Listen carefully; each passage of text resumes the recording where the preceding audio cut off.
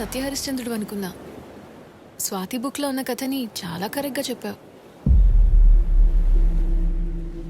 అబద్ధాన్ని ఇంత కరెక్ట్గా చెప్పిన మొట్టమొదటి మనిషిని నిన్నే చూస్తున్నా. చెప్పు, ఎందుకు అబద్ధం చెప్పావు?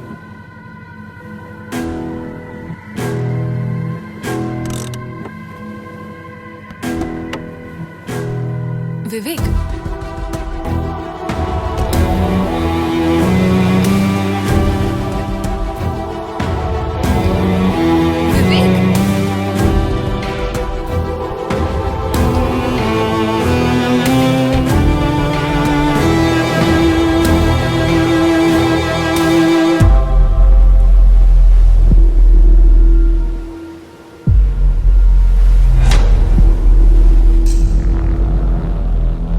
వివేక్,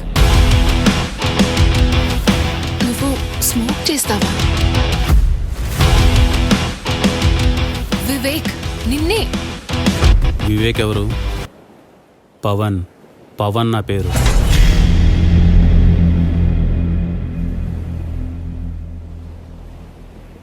పేరెక్కడో విన్నట్టుంది కదా. పెళ్ళి కొడుకు ఫోటో కూడా చూడకుండా పెళ్ళొద్దని వెళ్ళిపోయావు కదా, ఆ పెళ్లి కొడుకు నేనే.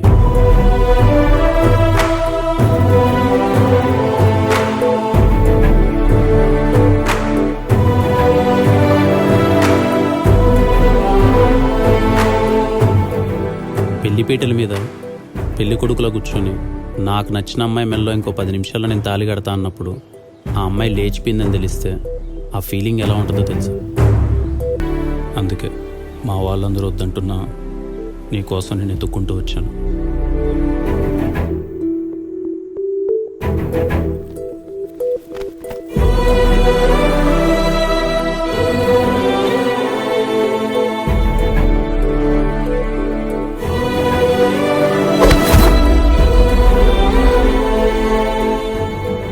నువ్వెక్కడున్నావో తెలుసుకోవడానికి నాకు 6 నెలలు పట్టింది.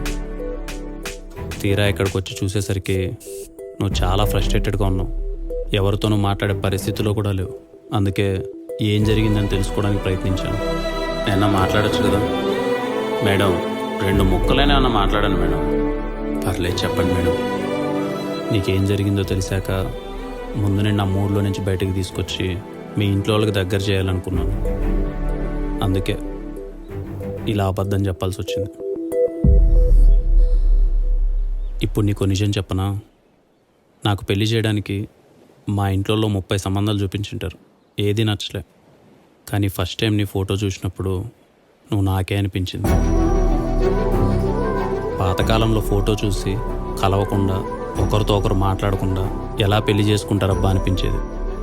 నీ ఫోటో చూశాక అర్థమైంది అలా కూడా చేసుకోవచ్చని. అందుకే నీతో మాట్లాడడానికి కూడా ప్రయత్నించలేదు. నేను డైరెక్ట్గా పెళ్లిపీటల మీద చూద్దాం అనుకున్నాను, కానీ ఇలా జరుగుతుంది అనుకోలేదు. నిన్ను మీ నాన్న అడిగాడను మా నాన్న అడిగాడను కాదు, ఇప్పుడు నేను అడుగుతున్నాను. నన్ను పెళ్లి చేసుకుంటావా తేజు? అయ్యో ఏమైందండి? మీకు ఇబ్బంది అయితే చెప్పండి, మేడం అనే కంటిన్యూ అయిపోతాను. మేడం, మీకు నేను నచ్చినట్లు ఏంలేండి. సర్లే వదిలేండి. మీరు ఏదో నాతో మాట్లాడాలన్నారు, చెప్పండి, వినేసి మా ఊరు వెళ్ళిపోతాను.